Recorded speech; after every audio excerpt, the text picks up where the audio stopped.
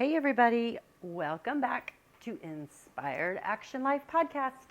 This is your host Karen Baldridge, back behind the mic, and I am just going through kind of like the motions of summer and all of the different moving parts, even though we are told, it's the crazy, lazy days of summer. It's really not.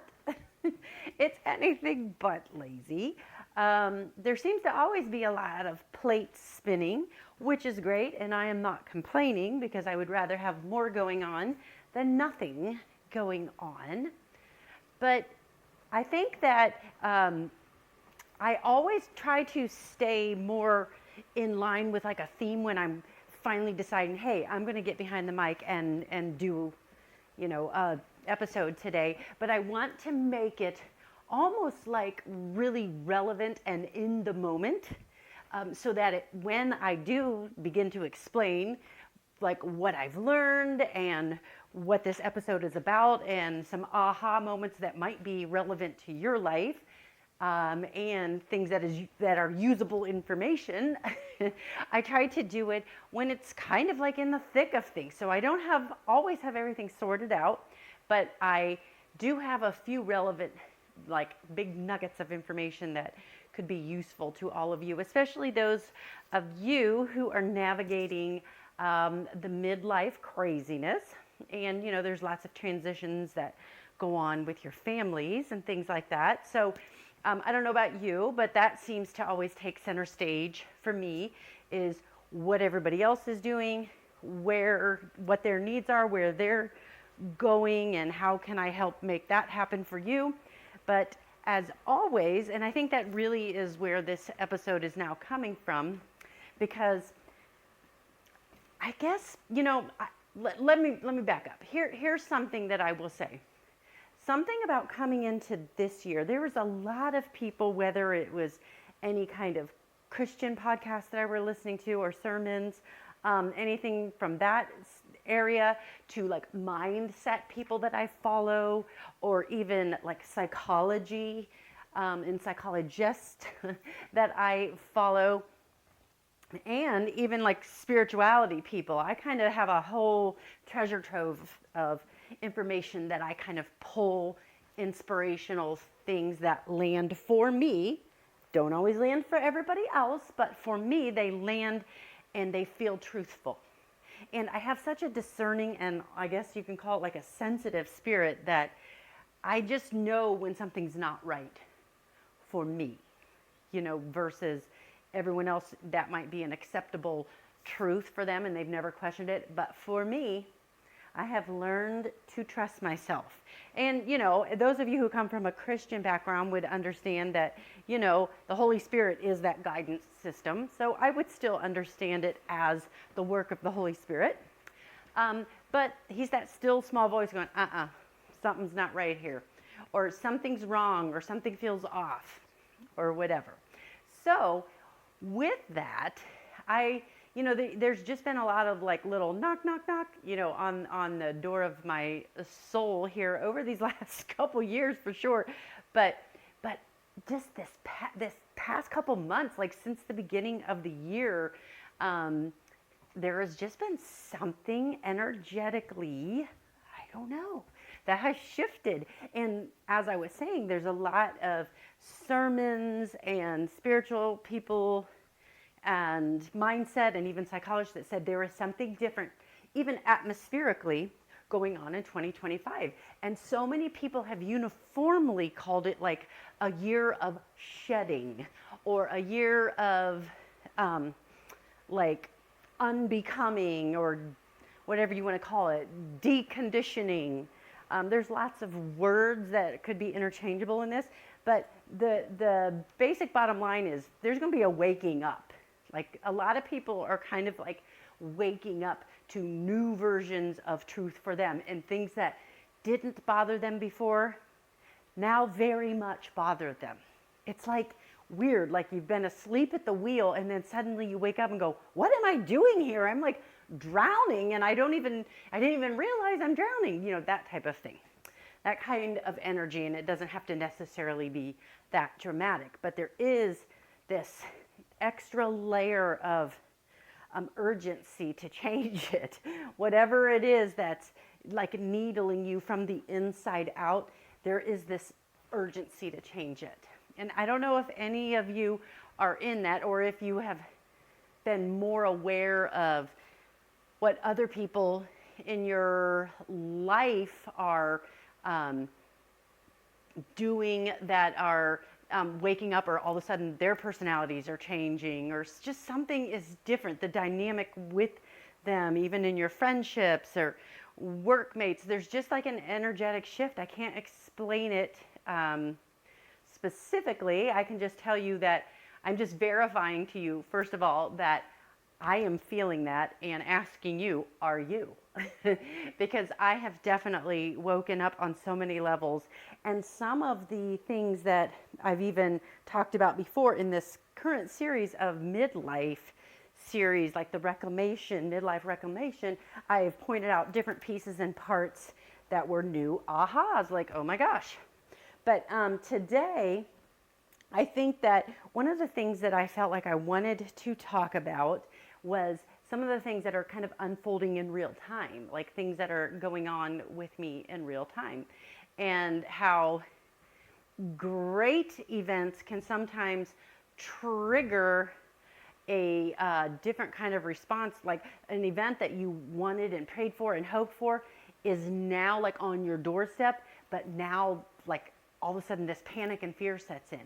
Like, oh my God, like the reality of it sets in, because when you're trying to like dream up a scenario that you want to happen, or something that you're trying to bring into your life, or you know, trying to get, whether that's in your career, like a career opportunity, or whether it's a financial boon that you're trying to come into, or you're trying to relocate, or you're trying to grow your business, whatever it is, or your relationship, like you're thinking your relationship is one way, but you would like it to be different, and then all of a sudden that difference is right there in front of you, and now you are faced with it. And sometimes when it comes into reality, it doesn't look as alluring as it did when you were just in dream stage about it. So some of the things that I have learned about that phenomenon is that I have told you before that I do this program called To Be Magnetic, TBM. And one of the big things they talk about is like, you know, raising like your oh, how do you want to call it? Like well, they call it expanding your nervous system to be prepared to make space for new things that are shifting. And they are definitely one of the like influencers or whatever that are saying, hey, you better get ready, because like 2025 is coming in like a lion, and you are going to have things either taken from you, you are going to have things shed from you, or there's going to be some type of shift, and you've got to get your nervous system on board with it so that you're not rocked back on your heels and just getting rocked. Because if you haven't done any kind of what they would call inner work, or have a vibrant inner game, then you're not going to be ready for this. And this is going to be a hard, you know, it might, not everybody, but it might be a tough year for you. So I was like, ooh, okay, what could this mean? What does this mean? So doing the inner work is really kind of understanding what your happiness quotient is. What there's a book called, and I talked about it in another episode, called The Big Leap. And one of the main concepts is about upper limiting, meaning how good do you actually think things can get for you? So like that difference between what the good life looks like in your dreams versus what it looks like in the reality that you're living right now. And then when the good life, when some of those things you're dreaming about come knocking, you gotta sometimes, as they say, watch what you wish for. Because it can come, but it might feel a lot different than you think it's going to feel. or that it'll look different than what you thought it was going to look like.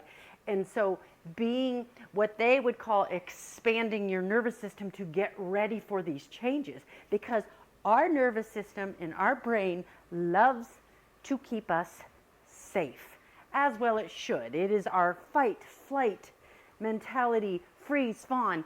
It does all of these reactions in order to like, shut down, beep, beep, shut down. All of these things that look scary, danger coming in. So that way we don't just short circuit and just dissolve into a blob when something tense comes in our situation. You know, God in all of his magnificence, or the universe, whatever you believe, I believe it's God, created us so uniquely and so specifically that we have all of these things in alignment to keep us so that we can keep our right mind in the face of trouble or in the face of danger, so that we don't fall apart, so that we can have access to all of the information and brain space that we need to be able to act in our best defense when a situation comes up. And they always, I am sure you've heard, use the example of like back in the caveman days where you had to be ready because a tiger could be, or saber-toothed tiger could be chasing you. So our brain had to be ready to process fear, run. So that's, the fight or flight. The freeze or fawn would look more like, I don't know what to do, so I am just going to stay still and just try to cover myself. And fawn is, I'm going to try to make it okay. I'm okay trying to tell everybody, or tell everybody, it's fine, we're fine. We don't need any more than just this little, bone for all of us to chew on. You know what I'm saying? It's like there is this lack, this ultimate lack that we can learn to live with and be okay with if we have to. I'm not saying any of us wants the lack or the scarcity, but I am saying that our brains are wired to be okay with lack. And in that book, The Big Leap, the upper limiting is really getting down and dirty, whether it's with hypnosis, whether it's with EMDR, or any type of internal family systems kind of therapy, to really get clear on what your happiness quotient is, or what your ability to receive is, and how good can your nervous system allow it to get before, here's the key, before you jump in and then sabotage yourself in one way or the other. So like an example, like for like a business person, let's just say, because we're always, anyone who has a business they wouldn't get into a business if they weren't trying to make it up and running and to be put on this earth. In human design, I would say you follow your purpose and your design so that you can make, your purpose is to make other people find their purpose. So like when you're doing your purpose, you are going to be the reason that they find their purpose. That's an encouraging way and a reason to pursue a line of business, a career, a new career pivot for yourself when you were just doing anything before just to get a paycheck, just so you can survive on this earth. But when you intentionally make a career pivot, your purpose is to be so good at what you do because it's purpose that you make other people around you, you lift them up to find their purpose because you're literally energetically being in your purpose, right? So in that way, the upper limit for a business person who is not completely expanded or fully walking in their full belief and alignment, they still might have a scarcity mindset. I'm not saying you can't have any level of success if you haven't done the work or don't have a scarcity mindset. I'm not saying that at all. But what I am proposing is that what I have seen, not only with definitely myself, but other people I know, is there is an upper limit of success that somebody's nervous system can handle before it all falls apart. So like an example is that somebody gets somebody who has a job, or not a job, a business, gets this really great opportunity, like let's just say a speaking gig. They have this amazing speaking gig where they are like, it's a dream, something that they have dreamed up, because remember, it always kind of starts in your head. It starts as a dream, and you're like, oh, I can't wait to have this. And then once you get that opportunity, somehow they were able to bring that initial opportunity to them, whether it was just energetically or whether it was always in the cards and somehow their brain, you know, like their energy just knew it was coming, whatever it is. Okay, so they get the gig, and then after that, it's like they quietly sabotage themselves, where they don't pursue any of the inbound leads. They stop like marketing their service or their skill or their whatever it is that they are in business for us, you know, whether it's consulting or they have a product or whatever. They stop marketing it. Energetically, their energy just plummets, and just they can't even bring themselves to then pursue the follow-up, because they were not. May I propose? And I think that some of you might agree with this. If you found yourself in this situation, may I propose that energetically, your body had not caught up to your inner vision, your brain, your soul yet. You had not given your body the memo that, hey, this is what's required when you start to level up, or when you take things to the next level. Your body needs to be prepared for that, because other than that, it's going, danger, danger. No, we don't know what to do with all that. What if more opportunities come in, and then I'm going to be overwhelmed, and there's really only one of me, and I don't even know, what's the paper trail going to look like? What are the tax implications of this? I mean, what if I need to buy like a bigger office? I can't do that. And they'll find your brain will start to go into rapid overdrive, giving you all the reasons why this could be a problem, this isn't going to work, and then it tires you out, and it tires your spirit out, it tires your soul out so much. There is a deep, unending fatigue that you just go, forget it. I need to rest. I need to just get away from this. And you'll bypass that. You'll like make excuses for that, going, well, the energy feels off, so I'm just not going to jump in because the energy feels off. And because we're always told, oh, if it doesn't flow, then you shouldn't go. Well, there might be another part of that story. There could be an energetic sabotage going on, right? So that's what that could look like. I would encourage you to really begin doing a little bit of that energetic, like house cleaning, or at least examining where are you at energetically in your journey of life, because this is a year where those types of answers are going to be able to be accessed a lot earlier, because not only do all different sects of the world, sect, S-E-C-T, okay, that's what I'm saying, sects of the world, agree that there is something energetically, even atmospherically, there is a lot of movement in the planets this year. And so the astrology folks I know are definitely keen on keying into all the craziness that's happening in the skies. Sure, you know, quantum people are, quantum scientists, I'm sure astrologers are also, if there are many of them out there anymore, don't even know. But I'm saying there is a lot of movement energetically in the solar system, where they're moving positions that they have been in like for 200 years, and now they're shifting into another part of the solar system. And these are events that hadn't even happened, in some cases, like I said, for like 250 years, some for like 40 years. So there's just a lot of things going on.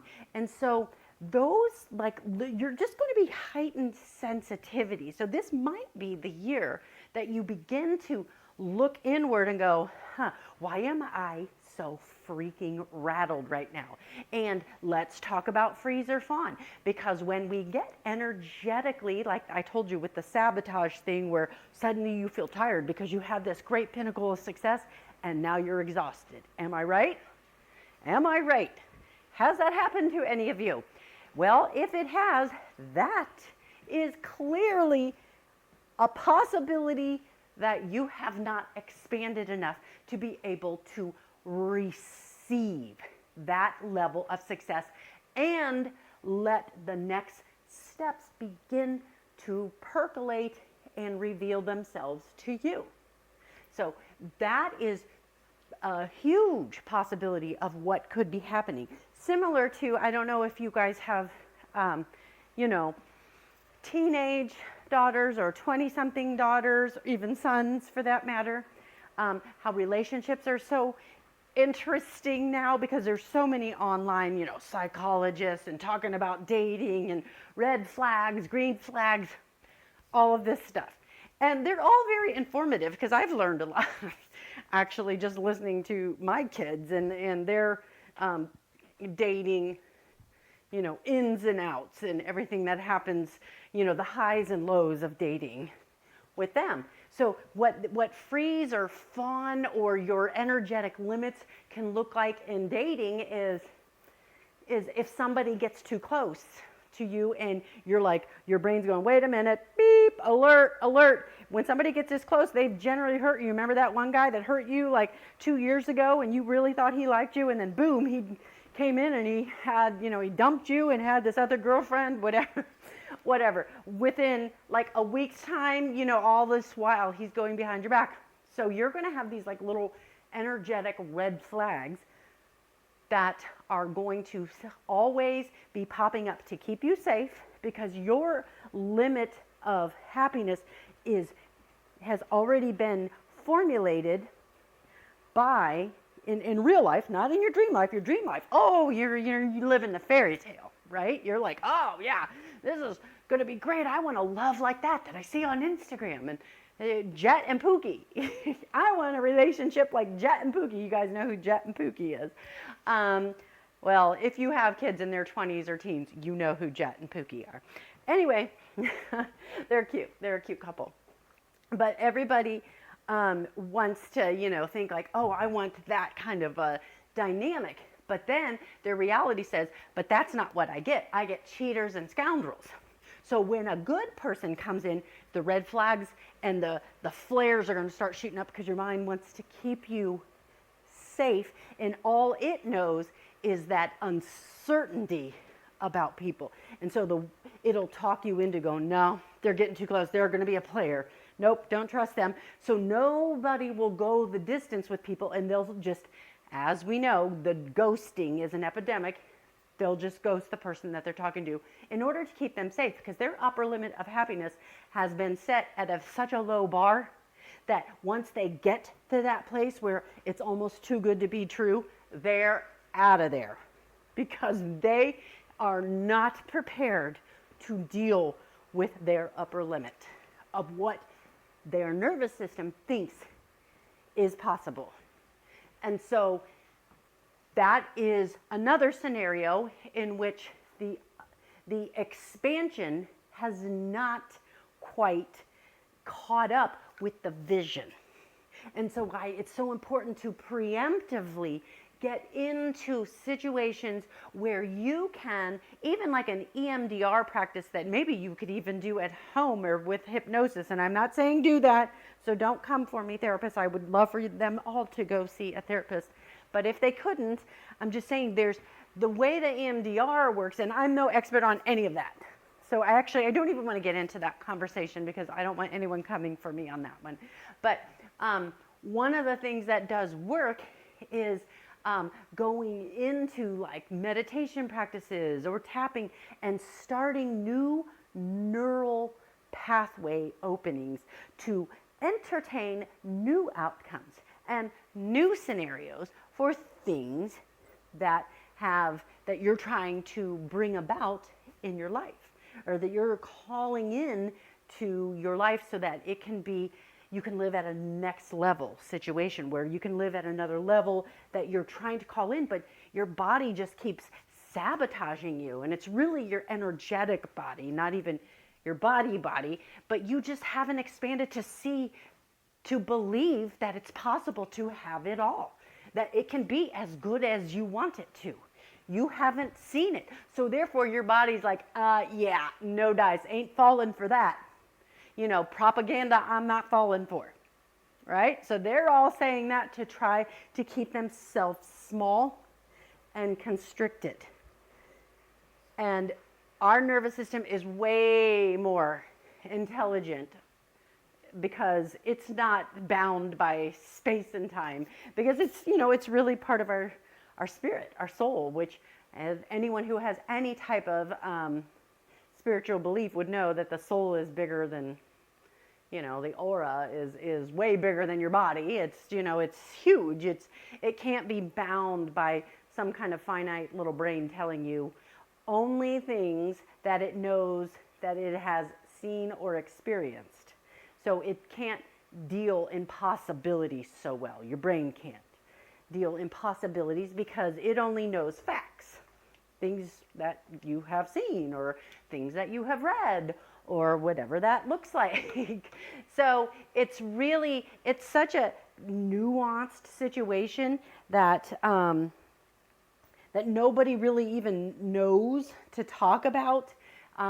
Nobody even knows as part of your life. So what I mean by that is you can look over your life and go, now wait a minute, why do these same outcomes keep coming about? Why can I only get so far and then something bad happens, or a relationship falls apart, or then all of a sudden I have no clients, no leads, no prospects, or I'm trying to get a house and nothing that I like is coming on the market, and suddenly nothing, there's just no options. Now that I've decided I'm going to start looking, there's nothing there.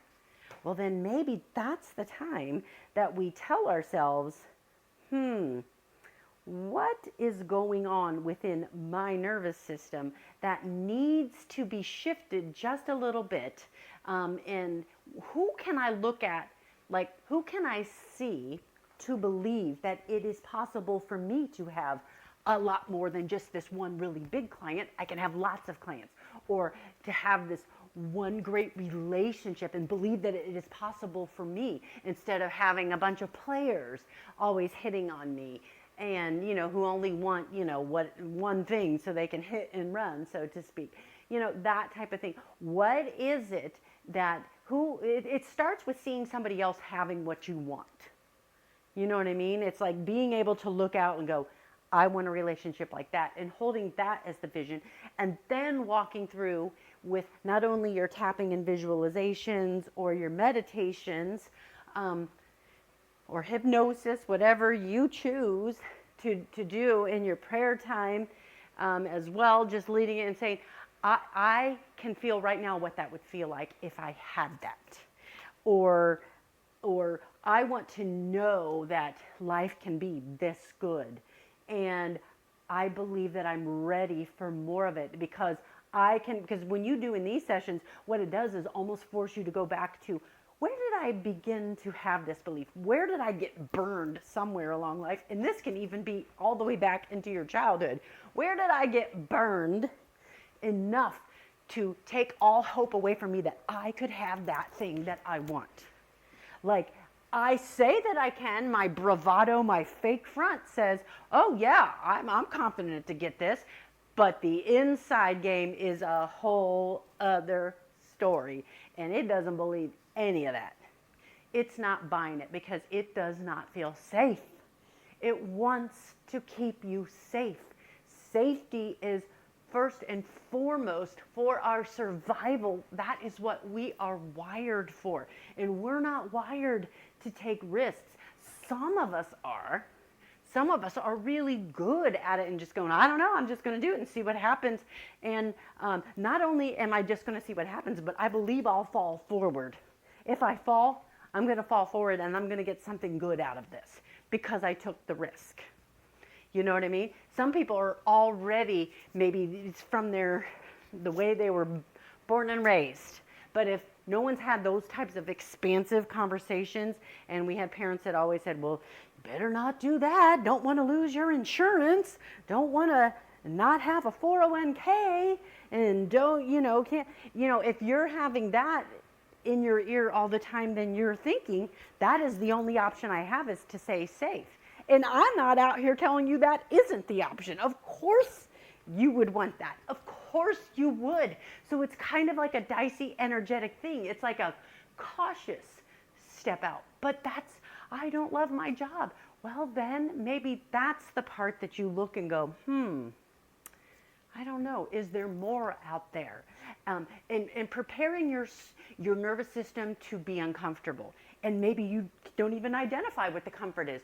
You just know that you need to prepare your nervous system for a worst case scenario and that you can handle it. But then not just to focus on the worst case scenario, don't get me wrong, but to consider what it is, and then while you're still in the meditation, tell yourself, but I'll still be okay.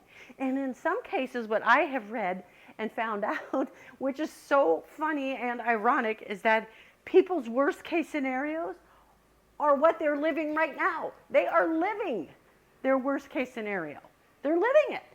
So if the worst case scenario is what you're in right now and you're still survived, then what do you have to lose by hoping and believing and expanding to get better or a better path forward that feels a lot easier? And I feel like once you come to these revelations, for me, that's where human design came in and said, okay, what's the mechanism for me to help believe in my soul that I can make a decision that is for my highest good instead of my survival good. So there's a highest good version of me, and then there's the survival, stay safe, steady Eddie, not a great big bunch of expansion, but I'm not falling off the cliff either. I'm managing life instead of expanding into life. Does that make sense? I'm managing it, and I'm okay. Nothing bad or nothing good. It's all just neutral has happened.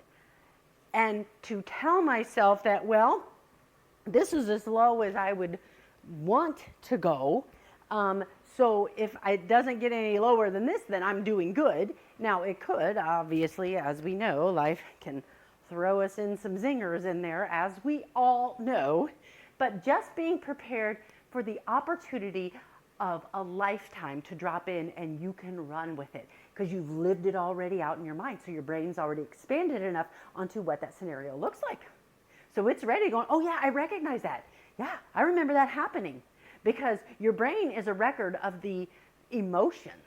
It lives through the record of emotions. And if you've already brought it through the emotion of absolute nirvana and excitement, when that big thing finally drops in, your brain will go, oh yeah, I know what to do, because you've already taken it there. So that's why I think a lot of the, big thinkers of the world are always like, yeah, dare to dream, because you have to, what we now know is more like expanding your nervous system to be able to hold that new, great, big, more dynamic energy of what that next level will look like. And when you are, in fight, flight, freeze, or fawn, we all kind of settle into one thing. And I used to think I was fight or flight, but really I came to realize that I was more of a freeze or fawn. So things I would, over accommodate others to avoid conflict. Because I didn't want to have any conflict, so I would just keep doing more. I would overfunction. Keep doing more. I got to keep them happy. I got to keep everybody happy, so that way there's not a big blow up. Because I don't want conflict. I don't want to embroil myself in a conflict, especially with people that will never let you be right or never let you win, even when you are clearly the obvious person in the right. They won't let you. So there is protection mechanisms around doing that. So you freeze or fawn because you already know it's not worth your breath or your time, because you're never going to win. So you learn to live with the breadcrumbs that you have in order to manage your peace, right? So that's freeze or fawn. Or you're always fine even when you're not, because you talk yourself into being, oh, I'm a trooper, I'm a warrior, I'm fine with this little breadcrumb, or I'm fine with living in a big mansion. I'm fine either way because I'm just so flexible. I'm so easy to live with. Look how wonderful I am because I'm so flexible. How can you hate me? Because their biggest fear is being rejected, right? So they don't want to be rejected. So they're going to be over accommodating and always be fine and the easy partner, the easy friend, the easy kid who's not going to get yelled at by the teacher because they always want to do right and not ever feel like they are at fault or get blamed for something and, have to get in some kind of argument that they can't win. You are able to read the room and locate any danger in the room. Okay, I'm not going to react to any of this because this person has got bad energy and I'm just going to tiptoe. I'm going to walk on eggshells. So when you're tiptoeing the danger in the room, you're always walking on eggshells. So your nervous system is always like, ding, ding, tightened up. You'll have the stiff neck. You will probably be clenching your jaw and grinding your teeth. Hi, that's me. Constantly clenching. And if you wake up and your fist, oh, fun fact, if you wake up and your fists are in a ball and clenched, yeah, that's your nervous system. That's doing its thing in the middle of the night while you're supposed to be dreaming. It's tied up and nervous. It's a nervous wreck. And your jaw's getting tight and your teeth are probably getting chipped in the back because you're clenching so much and you're clenching your fists. Fun fact, right? That's how you know that you've got a nervous system problem. Clench fist, nervous system. You might, think that everything is your fault. You'll internalize disappointment as your fault, meaning that people can let you down, but you'll go, oh, but I probably deserved it. So that way you don't have to feel that gut punch of something being your fault that you didn't, some T you didn't cross or some I you didn't dot.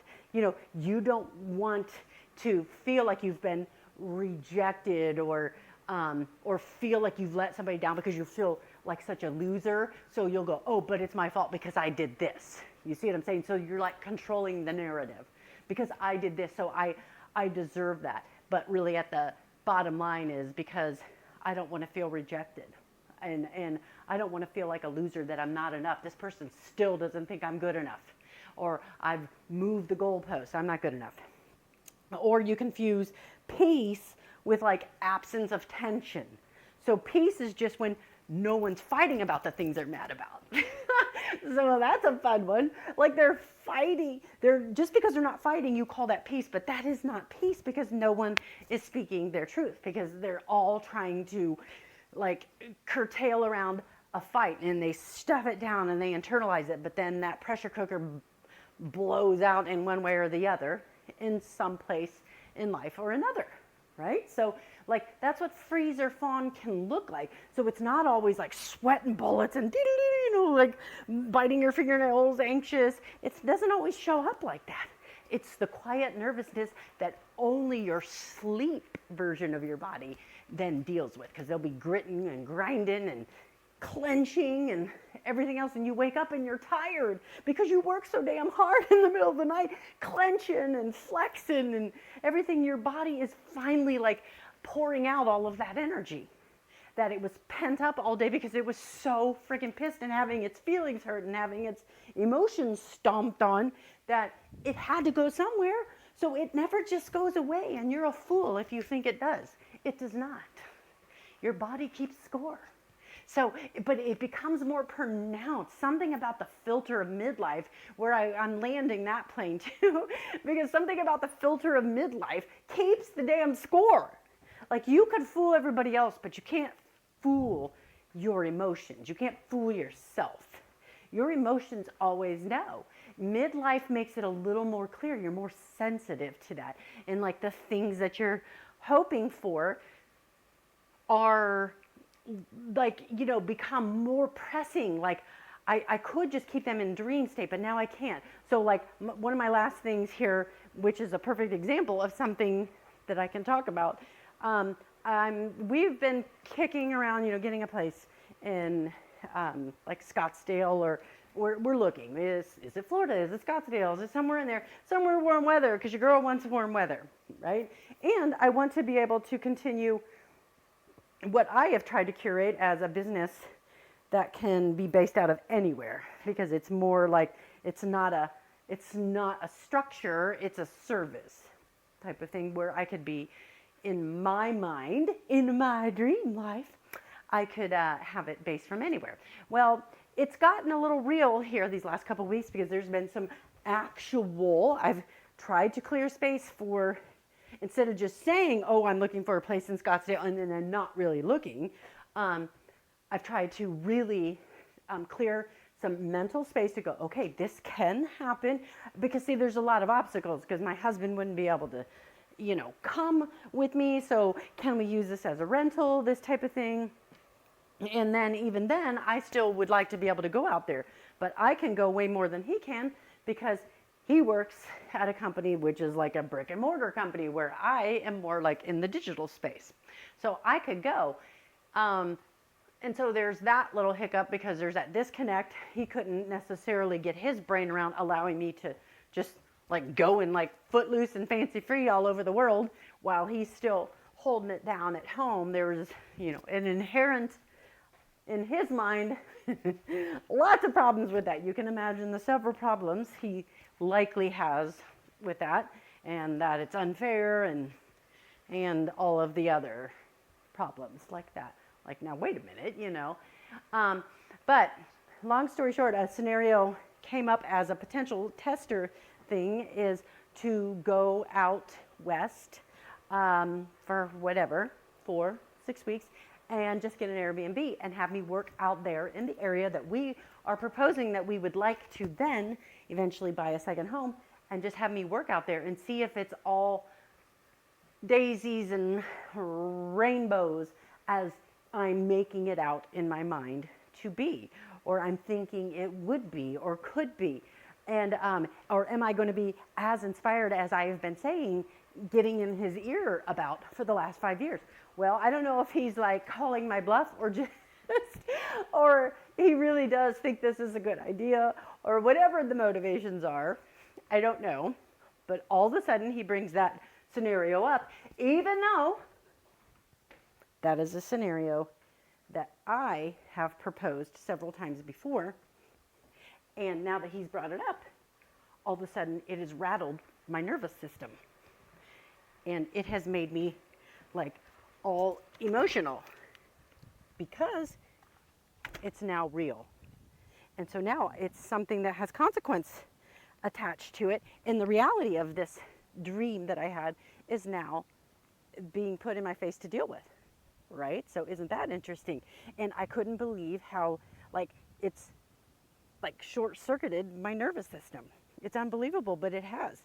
And it has really taken me a day to get my footing on this. So I'm like on day 2 of trying to process this and, 1,000 questions. Well, why does he want to do this now? And why now? And what is there some other agenda at work or whatever? I'm asking all the questions because I am an investigator for human design, right? So nothing just comes easy to me. Like, I don't take everything at face value. I have to ask 1,000 different questions about it. So it's funny.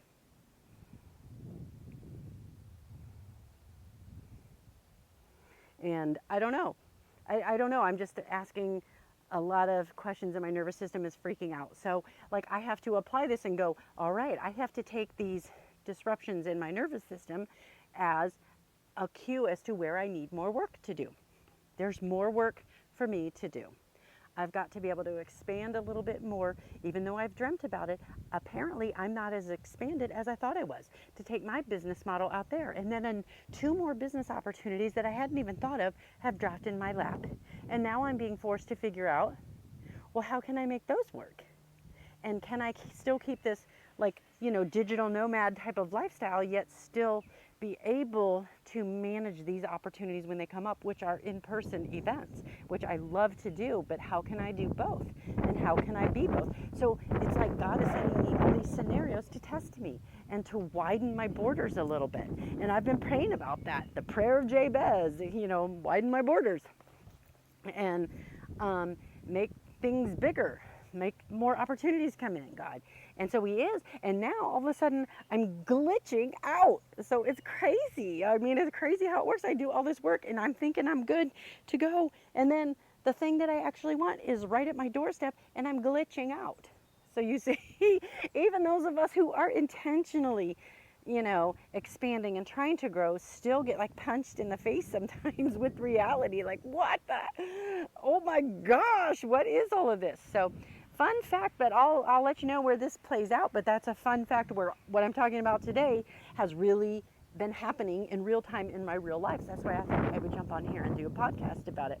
I probably should have led with that story. So if I can be a really good editor, I'll try to put that story up front and then explain what I explained afterwards. We'll see what I can do. I'm not really gifted in that area. I just like to tell the stories and hope it helps some of you who are in this same scenario as me. All right, y'all. Love you. Have a good week. And I'll pop on the next time. I'll tell you where this story lands. And if your girl's going to be doing her next podcast out of Scottsdale, it's possible.